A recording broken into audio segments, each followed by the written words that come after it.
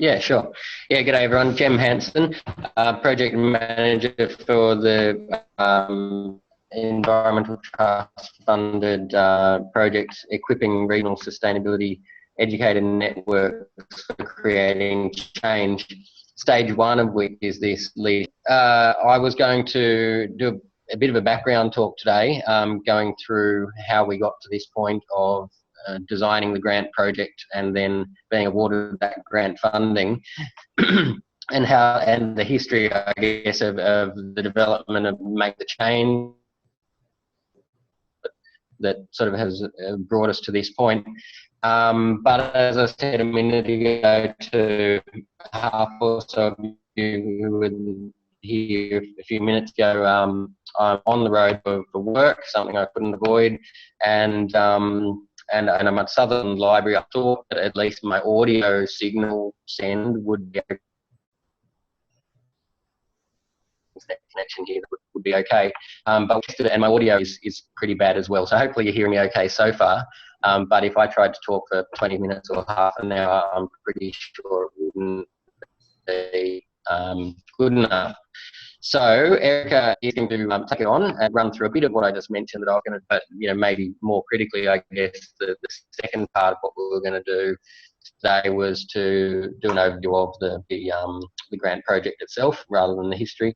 And so Erica can well and truly do that since she's the project coordinator and right in the thick of it with that. So yeah, look, hello from me. I'll keep an eye on the chat menu and the Q&A section and try to respond to questions. That way, Erica and I will both be at the workshop next week, along with a bunch of the other project management group people. So we're all give you as much history and background and answer as many questions as you want. Then for this webinar, you won't be able to verbally ask questions, but fire away through the chat or the Q&A. And we'll do our best today and then follow up with anything outstanding next week. So Erica, I might hand over to you now. Should I do that? Yes. Or should I keep going? No, I'll hand over. Dropping out, so that's great. Thank you, Jem. Look, I hope some of you got to catch some of that. It was a little bit roboty at my end, but hopefully you should all be able to hear me fine.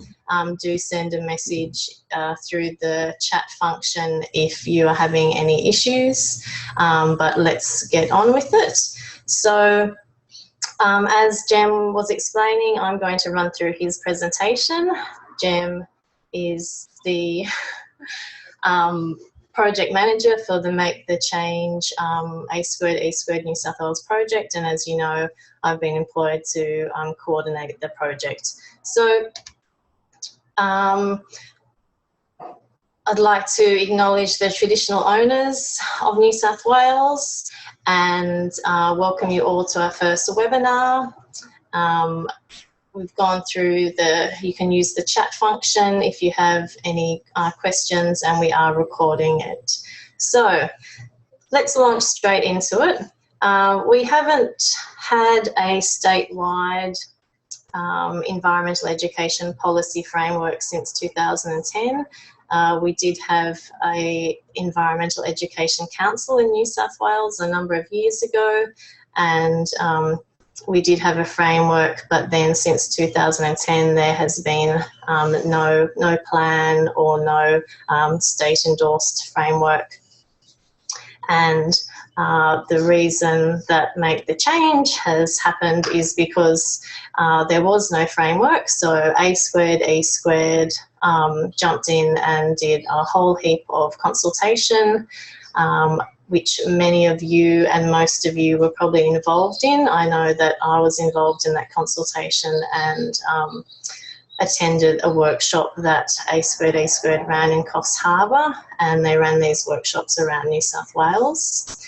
And from that, they developed the Make the Change framework, and that's what this project, the Leadership for Sustainability project, is part of now. So as you can see on the slide, you know, we have, even though there's been no policy or framework since 2010, there's lots of great work happening across New South Wales in regards to environmental education, but there's been a lack of leadership and coordination, and inconsistent approaches and messages and measurables. So there has been a fair amount of research and consultation with environmental educators in New South Wales previous to the Make the Change framework starting. You can see there's a few dot points at the top of the screen. Research has been done by OEH and in 2011 and 2012, asking environmental educators about what skills they require. And then in 2013, A2E New South Wales was funded by OEH to develop the framework. And Jem was the project manager. The group came together in 2013, and as you can see, there were 21 workshops and 9 face-to-face workshops around New South Wales. Apologies that I might be jumping over the place. As I said, I'm stepping in here for Jem, but anyway, hopefully you're all fairly forgiving.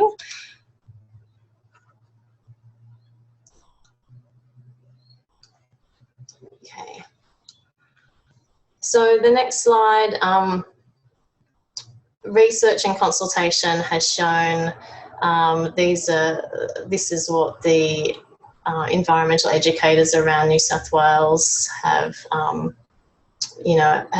told us over the years, that education and engagement needs to be place-based, more locally connected, and that us, environmental educators, the people who are developing, delivering and evaluating education and engagement, need a number of things, and those things are enhanced leadership and management of networks, closer engagement between the sectors, professional development, support for facilitators and leaders of change. So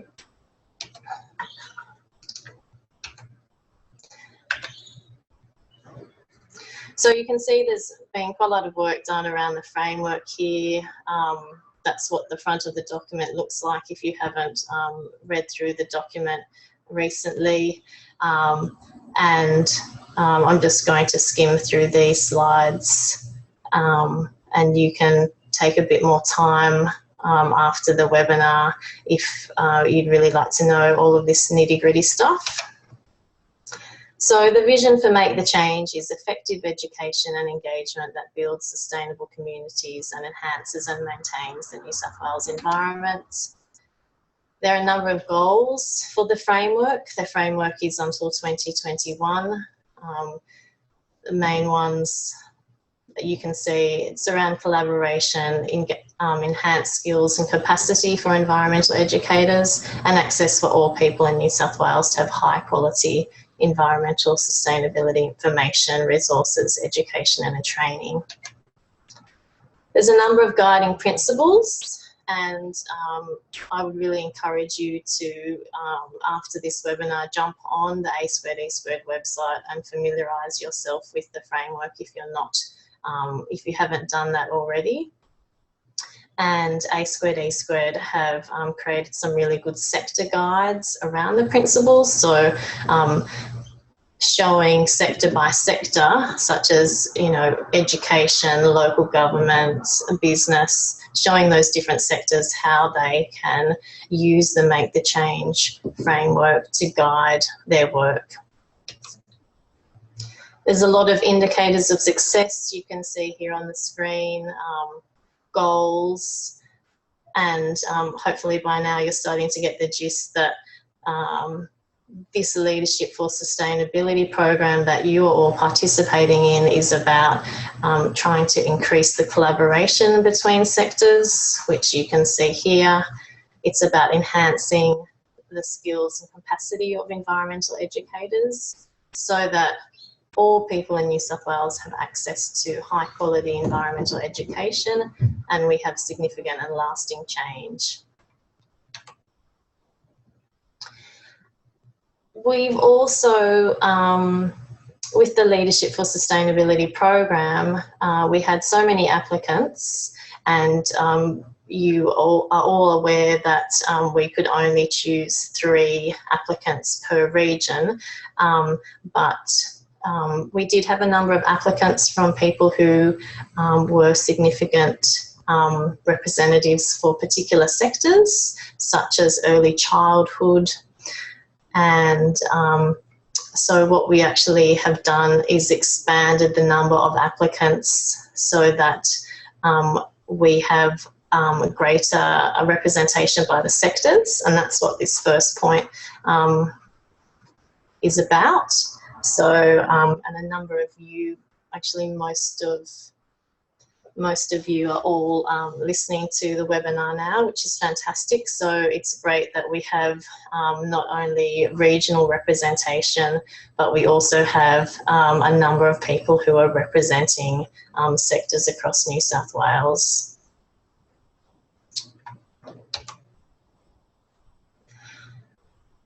So there's a number of documents that are on the A2E2 website. You can see here we've got, there's terms of reference for a Make the Change organising group. There are model terms of reference for regional groups, and there are also Make the Change Alliance governance principles. You can see there's a number of strengths of the framework, and Jem and everyone at A2E2 have done an amazing job to create a framework within a voluntary capacity, and it really is very strongly based on research and consultation, and it has been written by educators for educators. Sustainability principles are embedded within it, and a lot of effort has gone into including all the commentary. I find it's a well-structured and strong framework, easy to use, and it is long-term, so it's quite exciting. You can see here, Make the Change is for everyone. So I know that we have representatives from all of these groups participating in this Leadership for Sustainability program, which is fantastic. We have representatives from volunteer community groups. We have representatives from NGOs. So if I don't include everyone, please don't be offended, but we have Jane Smith from the Community Environmental Network. We have Michelle Rose from the Nature Conservation Council. We have a whole heap of representatives from local government who are all coping with amalgamations and things like that. We have representatives from state government, from OEH, from the Department of Education and Training. Sorry if I've missed, from LLS, Local Land Services. We have all of our Environmental Education Centre teachers, which is fantastic. And I don't think we have anyone from federal government. Apologies if I've overlooked anyone. We have representatives from early childhood. We have the head of the EC network is participating in this program. Hi Deb. And we have the EECs represented through the school. We have Wendy Goldstein, who's representing Macquarie Uni, which is great. And in terms of business and industry, we have Rhiannon from a waste provider company, and obviously Jem, he's a consultant, as am I. And industry associations, I don't think we have any of those participating. So I think we've done very well to get a nice representation within our program that mirrors this graphic here of how you can see who Make the Change is for. So Make the Change is really about providing some principles and goals to help all environmental educators adopt best practice and align with other programs. It helps to validate the initiatives that you're doing and that you're working on. It shows, you know, how the bigger picture, how your programs are contributing to the bigger picture.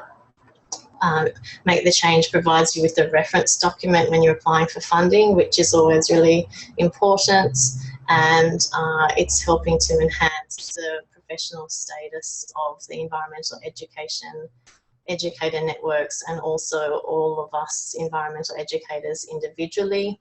And Make the Change is also improving communication and collaborators, as this project Leadership for Sustainability is doing as of today with our first event. And Make the Change is also, most importantly, about improving program design, delivery and evaluation. So there's the link to the document on the A2E2 website. It's quite easy to find if you just jump on the web. All of those documents that have been mentioned are on there. As I mentioned, the 15 sector guide, so I'd encourage you to have a look at those guides and really become familiar with how Make the Change can help you. And there's a Make the Change mailing list that you can join as well.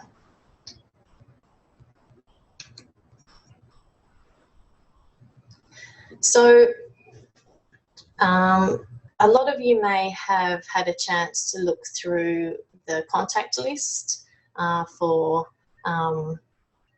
who's participating in this program, and you'll all get to meet each other in a week, which is really exciting. But you're probably getting a sense of where the different networks exist, all of the EANS, or the environmental education networks or sustainability education networks across New South Wales. The networks are geographically based, so they represent regions, but that also includes metropolitan, so you would have a good sense that the Sydney metro area is not excluded, so it's not referring to regional New South Wales, it's just referring to regions.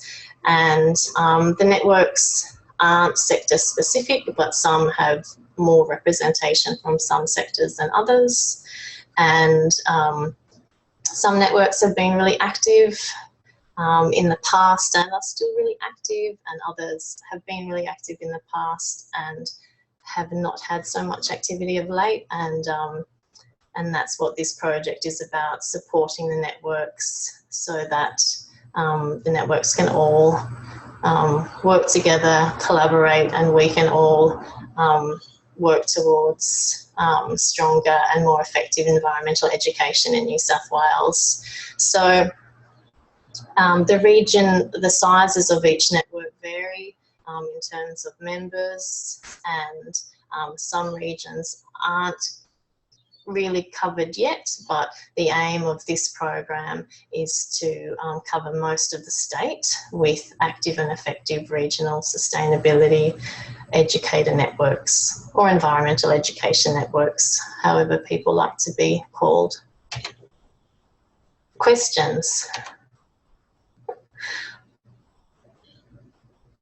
Well, I'm probably whizzing through it all, and unless anyone types up any questions in the Zoom chat, I might just continue.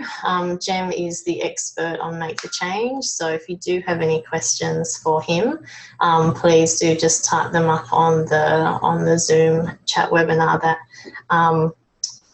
But what I'll do is just get straight into the program that we're all participating in now. So the Leadership for Sustainability program that you are all participants in is part of this Equipping Regional Sustainability Education Networks for Creating Change project, which is a nice mouthful. That's the name of the project,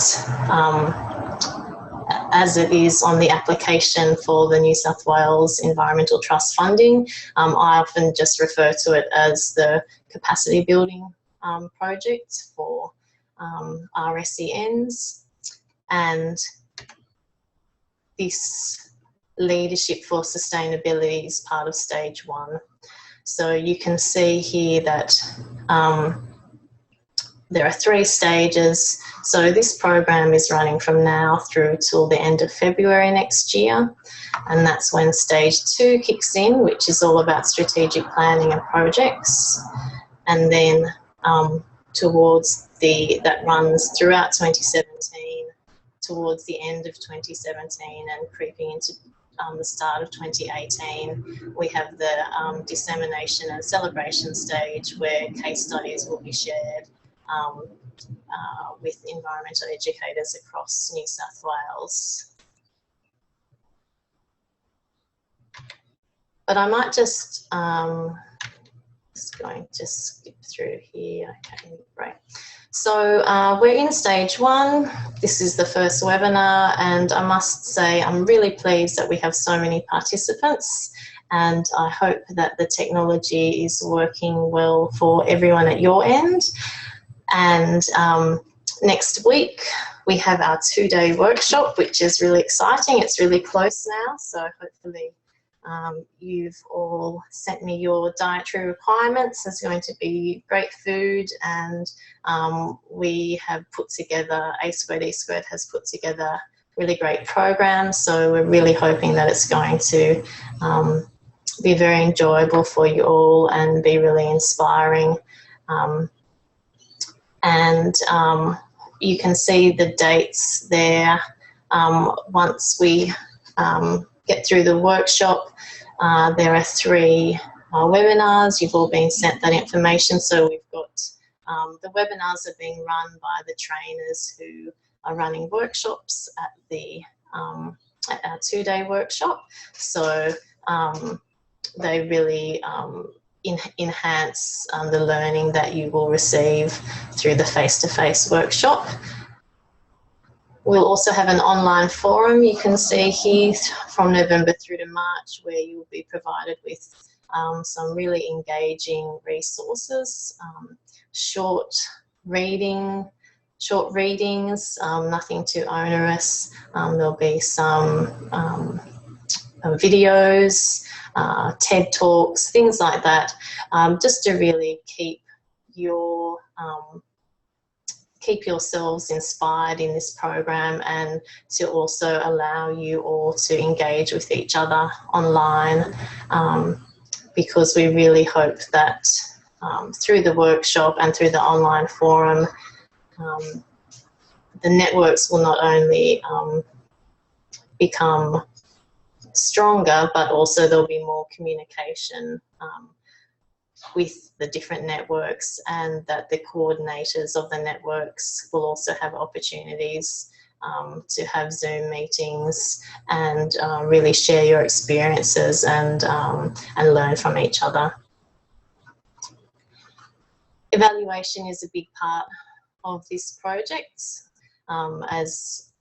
As any project funded by the Environmental Trust is required, there's a strong emphasis on evaluation, which is important and great. And Graham Collier, who many of you will know, he has been contracted to do the evaluation for the project, and you'll all be seeing him at the workshop.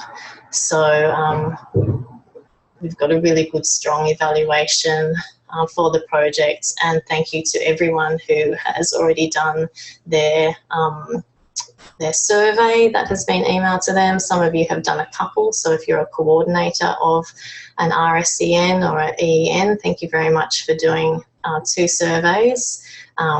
It's great that you're all understanding how important it is for us to get the evaluation results for this project, because essentially if this whole project works really well and we deliver what we say we're going to deliver, then that will show the state government just how strong environmental education is in New South Wales, and that will allow A2E2 to continue to lobby for greater support from the state government, and hopefully even, you know, having them make the change framework being endorsed as a state by the state government and being made a state government plan.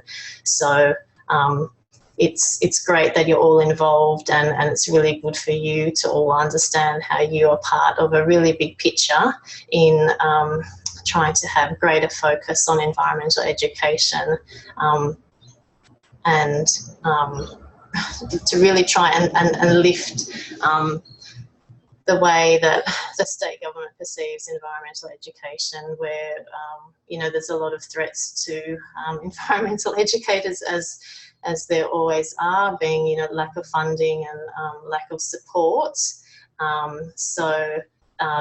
And you know, we've got council amalgamations going on, and some councils not prioritising environmental education at this point in time, and so now it's more important than ever for all of us to really work together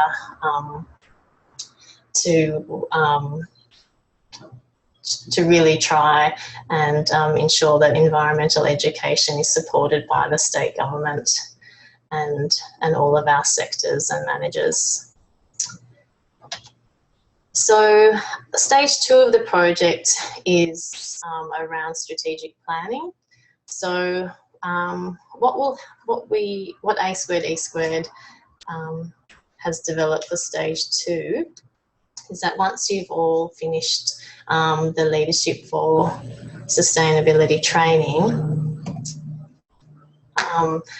we will be developing a strategic plan template for regional sustainability educator networks, and so that we can assist and support all of the networks to, I suppose, just have a think about what your strategic goals are and how you wish to undertake them. And some of you may have already have a strategic plan, and many of you probably won't. And the template is very much going to be just a guide. It's not going to be too prescriptive, but I think it will be really helpful, particularly for the networks who haven't been so active of late and will be, you know, really ready to ramp up and get new members. It will help new members to understand what the network's about and what they wish to do. So we'll be providing that template, and coming to the each network, we'll have A2E2 representatives who will be attending each one of your network meetings and providing that mentoring and support to help you to provide to create a strategic plan.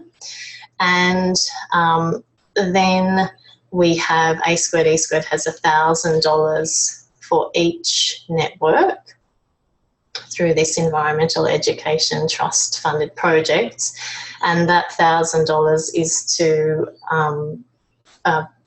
allow each one of the networks to run an on-ground environmental education project. And by on-ground, we mean that the environmental education project that you undertake will need to demonstrate tangible environmental benefits. So for anyone who has applied for environmental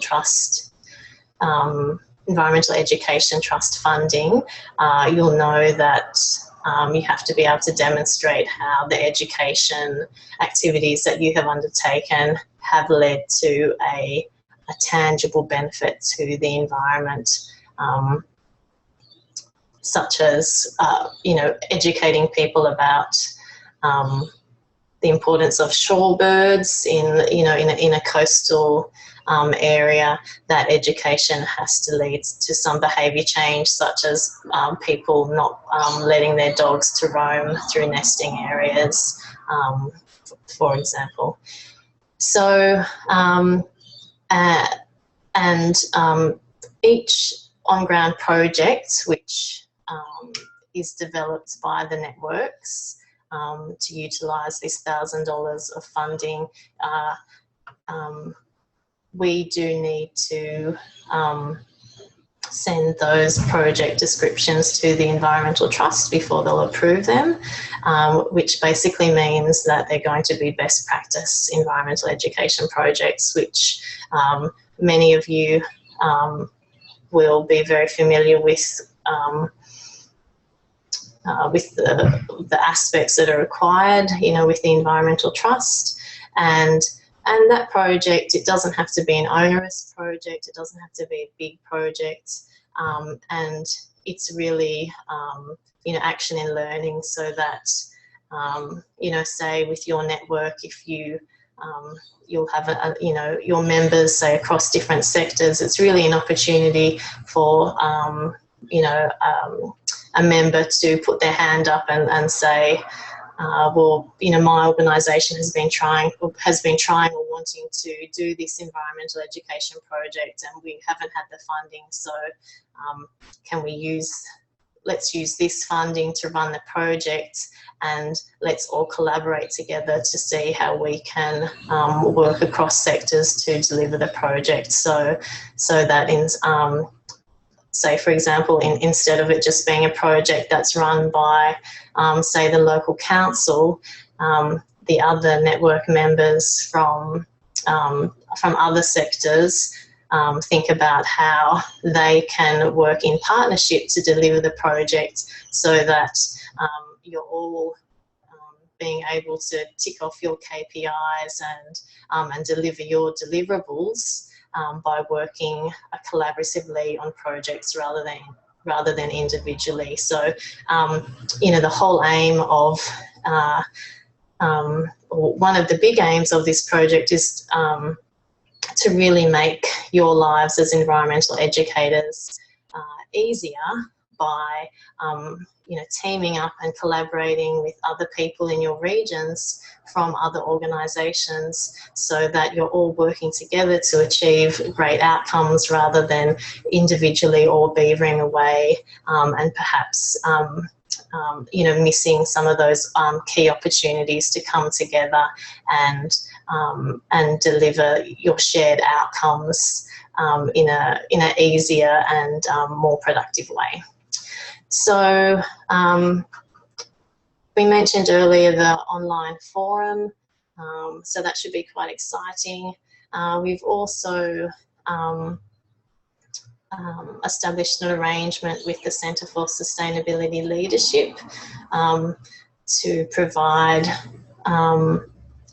some leadership reward subscriptions to some of the participants at the end of this project. So CSL, as I'll refer to them, they're providing some of the training for this program, and many of you will know that they have an online learning program called Leadership Rewired, and anyone can do that program, and there's a subscription fee, and basically we've A2E has managed to secure a subsidised number of subscriptions for participants in this project, for those people who at the end of February next year decide that you'd like to continue with your professional development.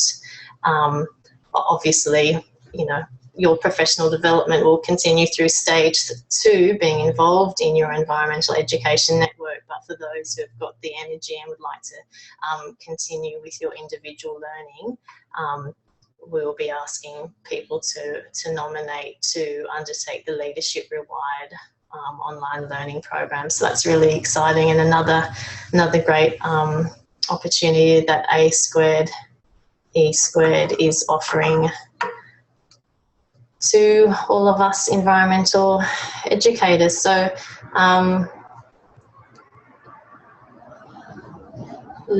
hopefully no one is hearing any robots speak. One person has said that I'm sounding like a robot, so hopefully no one else is experiencing that problem. The final part of stage 2 is that each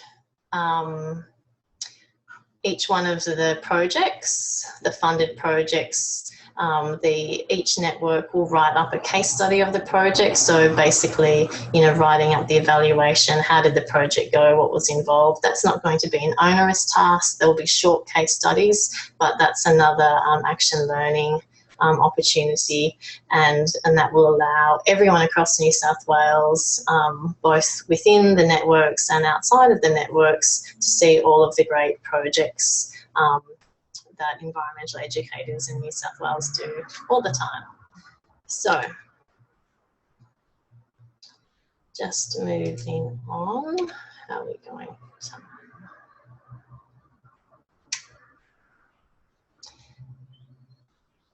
So we've got some information here about A2E New South Wales. So I'll let you have a little quick read through that.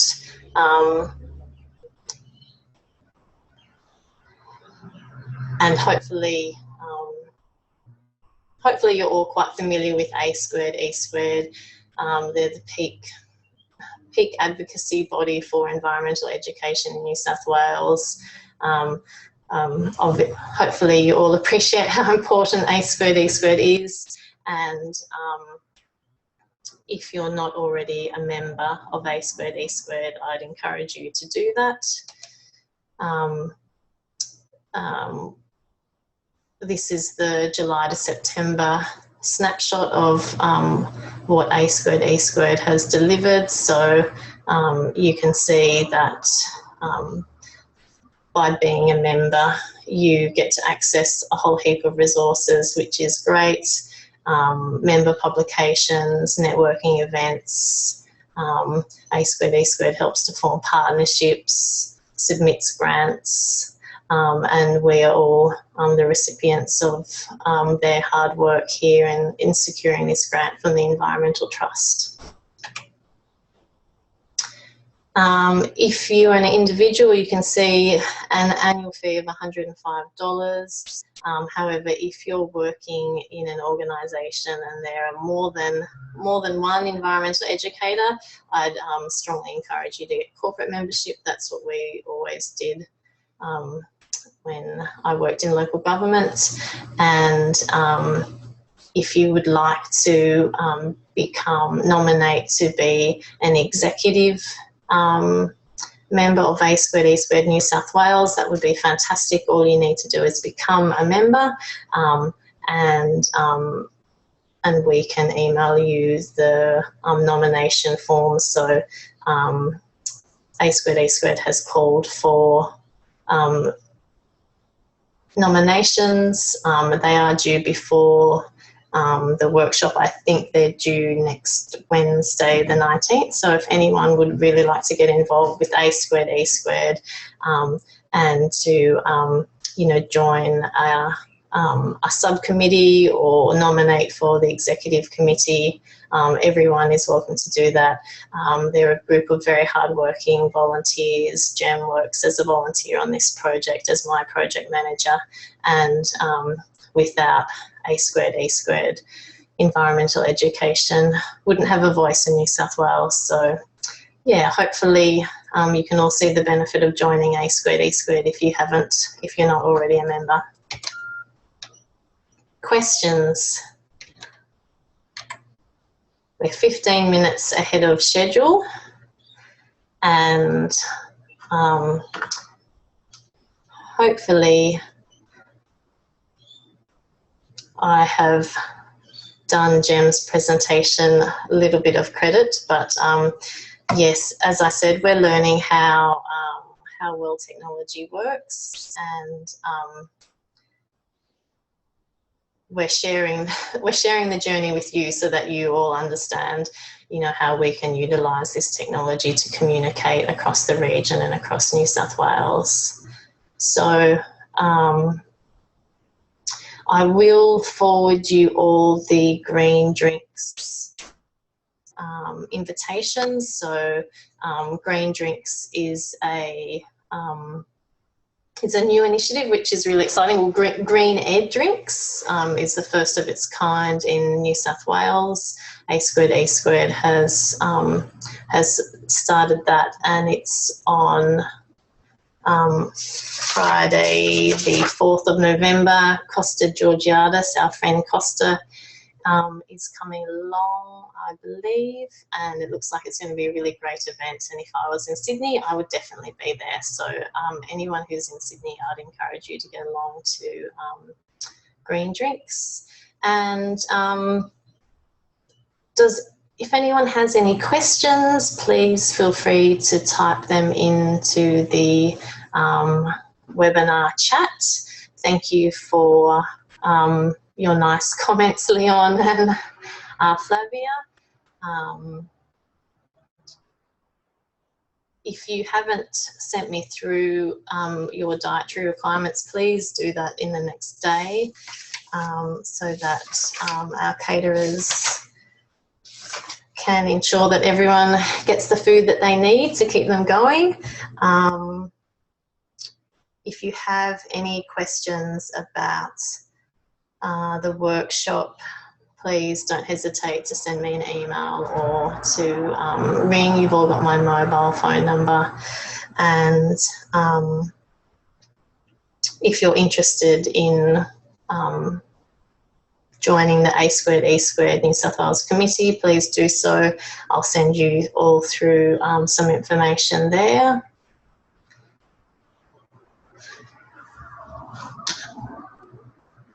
Is there a great place near the venue for breakfast for Saturday morning? That's a very good question. I will ask Nikki, who's at North Sydney Council, so that people who are staying in Sydney and are staying near there can get a nice breakfast. I'm sure there will be. We're in Waverton. There is a cafe at the Coal Loader. Okay, that's great. You guys are all cool.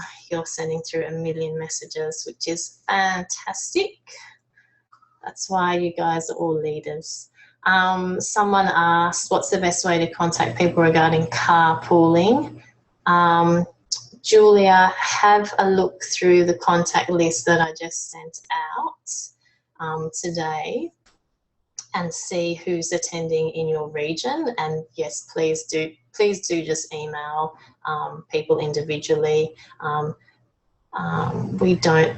not a lot of resources for this project, so my time is quite limited. So we're really relying on all of you guys to just, do a lot of self-organisation, which you're all really good at doing. So yeah, just get in contact with people on that list to see who you can carpool with, or if you'd like to offer carpooling to people in your region. Great. Linda's made a wonderful offer. If anyone needs to go to Sydney Airport on Saturday, let her know. That's great. Thank you, Linda. I know there's a few of you flying out. And hopefully you've all had a look through where we've got drinks and canapes happening from 5 till 6 on the balcony, which will be really nice. And then afterwards, if people want to go out to dinner together, we can all head up to North Sydney. There's Crow's Nest. There's lots of fantastic restaurants there. So that will be nice for people from outside of Sydney. And even if you're in Sydney, keep that in mind. If you don't have to rush home to pick up kids or do those kind of things, and if you are free, keep it in mind to come out to dinner afterwards. there's lots of great places, and just in case you're wondering, unfortunately, dinner isn't provided through the funding. As I said, we've got very limited funding, but there's lots of great cheap restaurants in North Sydney. So dinner, which night? That's Friday night, Michelle. So Friday's the big day where we're going through the workshop. Is from 9 till 6, and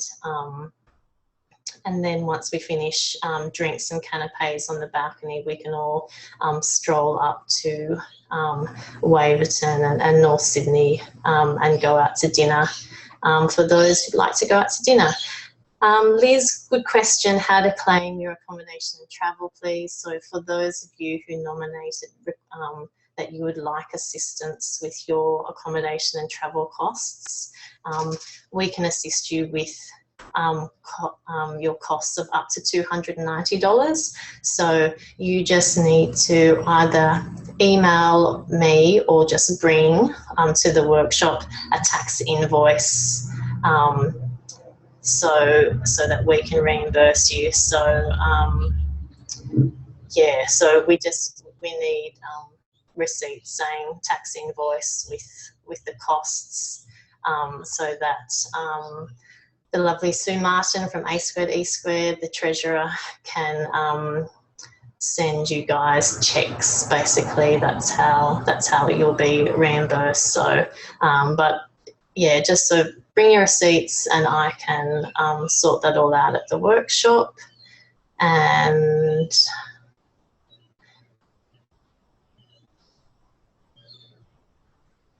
great, good messages from everyone. Thank you, Jem. Tax invoice made out to A Squared, E Squared New South Wales, please, and copies of your receipts to verify the expenses. So hopefully that's nice and clear for you. And it's 4:22, so unless I see any more questions popping up on the screen, I might just see if Jem wants to come in and add anything in, hopefully non-robot speak. Will there be time for a tour? Yes, Angus, the tour is built in on Friday afternoon before drinks and canapes. Jem doesn't need to say anything, so I'd just like to say a big thank you to everyone for coming in. We've had great participation. I hope that you all were able to hear me clearly, and throughout the program you'll all become quite well